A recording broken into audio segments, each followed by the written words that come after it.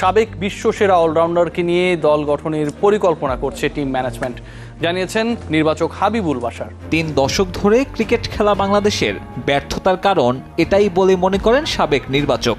আপনি 20 বছর আগের ক্রিকেটের সঙ্গে এখনকার ক্রিকেট চিন্তা করলে হবে না। এখন ক্রিকেট যেমন ফার্স্ট হয়েছে, ক্রিকেট যেমন চেঞ্জ হয়েছে, আমাদের ডোমেস্টিক স্ট্রাকচার ডোমেস্টিক ডেভেলপ করেছে, কিন্তু এই সময়ের সঙ্গে তাল মিলে যে 20 বছরে যেখানে যাওয়ার কথা সেখানে যায়নি। তো ইন্টারন্যাশনাল ক্রিকেট আপনি চাইলেই বাউন্ডারি মারতে পারবেন না। আপনাকে ওই যে এক বল যে ডট বল খেলার যে বিষয়টা, সেটা কিন্তু প্রথম থেকে একটা চিন্তায় নিয়ে খেলতে হয়। সো ওই যে যখন আপনি বাউন্ডারি পাচ্ছেন না, ডট বলও পাচ্ছেন না, তখন কিন্তু আপনি পেশেন্টে আউটে যাচ্ছেন। আপনি ডোমেস্টিক ক্রিকেটের স্ট্রাকচার যত কম্পিটিটিভ হবে, ইন্টারন্যাশনালে আপনি পারফর্ম করার ক্ষেত্রে বা টিমের রেজাল্টের ক্ষেত্রে সেটা একটা পজিটিভ ইম্প্যাক্ট থাকবে। ওয়ানডে ফর্ম নিম্নমুখী, টি-20 তো আরও ভয়াবহ। 1 বছরের ব্যবধানে 2 সহযোগী দেশের কাছে সিরিজ হার ভাবনা বাড়িয়েছে ক্রিকেট ভক্তদের। অভিজ্ঞ ক্রিকেটারের অভাব দলে, এর মাঝে রাজনৈতিক কারণে কাটা পড়েছেন সাকিব আল হাসান। বোলিং নিষেধাজ্ঞা কাটিয়ে ফেরা সাকিবের জাতীয় দলের প্রত্যাবর্তন নিয়েও ভাবছেন অনেকে। তবে হান্নান সরকারের মতে রাজনৈতিক পরিস্থিতি অনুকূলে না এলে সামনের বিশ্বকাপও খেলা হবে না এই অলরাউন্ডারের। দেশের এই পরিস্থিতিতে সাকিবকে আসতে দেওয়া হয়নি বা খেলতে দেওয়া হয়নি।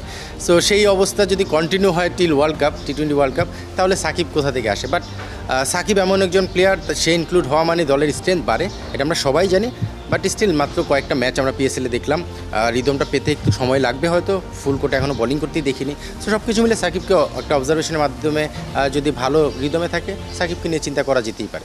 লিটন দাসকে অধিনায়ক করে 26 বিশ্বকাপের পরিকল্পনা শুরু করে বিসিবি। দীর্ঘমেয়াদী পরিকল্পনা নিয়ে আশাবাদী সাবেক নির্বাচক। পাকিস্তান সিরিজেও ভালো কিছুর প্রত্যাশা। এক্স ফ্যাক্টর থাকে এরকম কিছু প্লেয়ার লাগবে। জাকের আলী আর শামীম হয়তো খুব বেশি দিন হয়নি, হৃদয় তার চেয়ে অবশ্যই একটু বেশি সময় খেলেছে, বাট ওই এক্স ফ্যাক্টর বিষয়টা তারা ওইভাবে আমাদেরকে প্রমাণ করছে না। ইয়াসির রাব্বি, নুরুল হাসান সোহান এবং আপনি যদি দেখেন অঙ্কন, এদের যে কাউকে আমার মনে হয় যে মিডল অর্ডারের একটা অপশন হিসেবে ক্রিকেট বোর্ড চিন্তা করছে।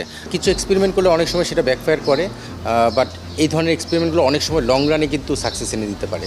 2026 বিশ্বকাপের আগে দল গোছানোর সময় আছে। লিটন দাসের নেতৃত্বে 20 ওভারের ফরম্যাটে তার আগে কেমনভাবে মানিয়ে নেবে বাংলাদেশ, সেটা হয়তো বোঝা যাবে সামনের কয়েকটা সিরিজেই।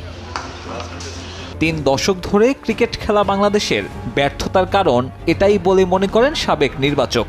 আপনি 20 বছর আগের ক্রিকেটের সঙ্গে এখনকার ক্রিকেট চিন্তা করলে হবে না।